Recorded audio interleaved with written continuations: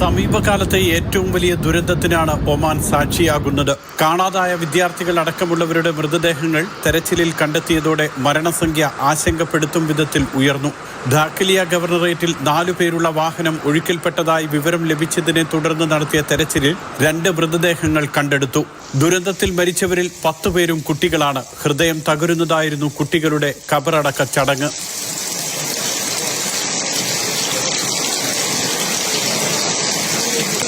കാണാതായവർക്കായി നാട്ടുകാരും സിവിൽ ഡിഫൻസും പോലീസുമെല്ലാം ചേർന്ന് തെരച്ചിൽ തുടരുകയാണ്. നിരവധിയിടങ്ങളിൽ ഒറ്റപ്പെട്ടു പോയവരെ രക്ഷപ്പെടുത്തി. കുറിയാത്ത് വിലായത്തിലെ കൃഷിയിടത്തിൽ ഒറ്റപ്പെട്ടുപോയ 21 പേരെ royal Oman police aviation team രക്ഷിച്ചു. നിരവധി കെട്ടിടങ്ങൾ ഇപ്പോഴും വെള്ളത്തിലാണ്.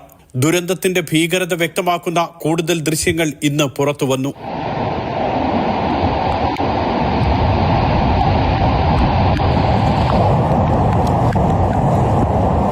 നിരവധിയിടങ്ങളിൽ റോഡുകളും ടെലികമ്മ്യൂണിക്കേഷൻ സംവിധാനങ്ങളും തകരാറിലായി. നോർത്ത്, സൗത്ത്, അൽഷർക്കിയ, അൽദാഖിലിയ എന്നിവിടങ്ങളിൽ റോഡുകൾ ഒലിച്ചുപോയി. ഇന്നു രാത്രി മുതൽ നാളെ രാത്രി വരെ കനത്ത മഴയ്ക്ക് സാധ്യതയുണ്ടെന്നാണ് മുന്നറിയിപ്പ്. ദോഫാർ, അൽവുസ്ത ഒഴികെയുള്ള രാജ്യത്തെ എല്ലാ ഗവർണറേറ്റുകളിലും നാളെ വിദ്യാലയങ്ങൾക്ക് അവധിയായിരിക്കും. സ്കൂളിന്റെ സൗകര്യങ്ങൾ അടിസ്ഥാനമാക്കി ഓൺലൈൻ ക്ലാസുകൾ നടത്താം. അടിയന്തര ആവശ്യത്തിനല്ലാതെയുള്ള എല്ലാ യാത്രകളും ഒഴിവാക്കാൻ അധികൃതർ നിർദ്ദേശിച്ചു. Mathrubhumi news, Muscat.